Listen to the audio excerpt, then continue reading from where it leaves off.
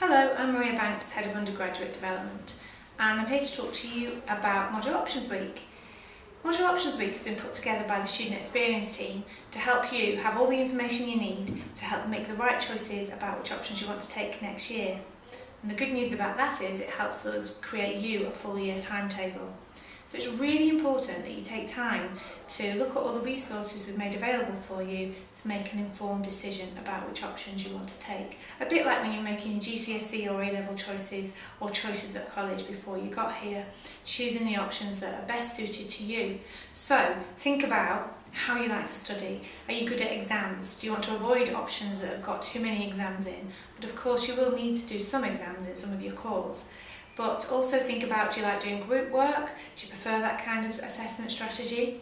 Are you more of an essay type person or report? So have a look at the assessment strategy for each module as well as the content. Because what kind of graduate do you want to be? So there might be some modules that offer some expertise in your area and you might want to become more expert at those. So it's also really important that you think about the content as well as the blend of skills that you want to develop for yourself. And think about your future career aspirations. I know it's really hard. Some of you only come to the end of your first year, you're not sure where you want to be. For those of you who are coming to the end of your second year, you're going into your final year and it's really important you think about the next step and choose the appropriate modules. So, what's on offer? If you visit the marquee this week, you will see lots of forms that are available for you and also programme structure. What does your programme look like? So that's the first thing you need to do is visit the marquee. Or if you're currently abroad or on work placement, if you look at all the online resources available for you that have been sent to you by Ching, you'll be able to see what you have to do for those.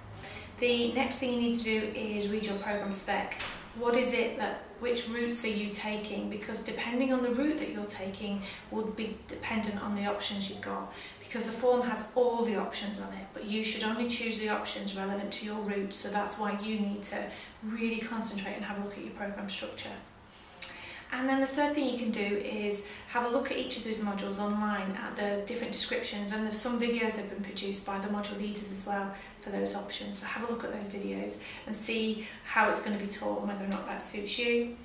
And the fourth most important thing is you've got to get that form submitted either online by scanning it in or in the marquee itself in the submissions box. And the deadline for that is the 20th of March.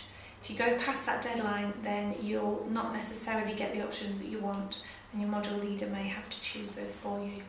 So when you're choosing your options, what your programme of study should look like, assuming that you're progressing as normal, is that you should have 120 credits for the whole academic year, and that's split over semester A and semester B. So 60 credits in semester A, 60 credits in semester B.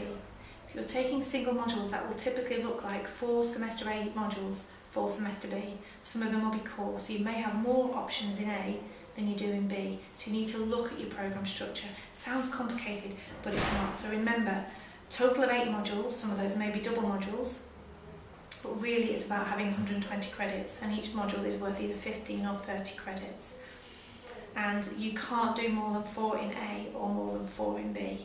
So that's really important as well. So don't choose 5 modules in semester A and only 3 in B. It doesn't work like that.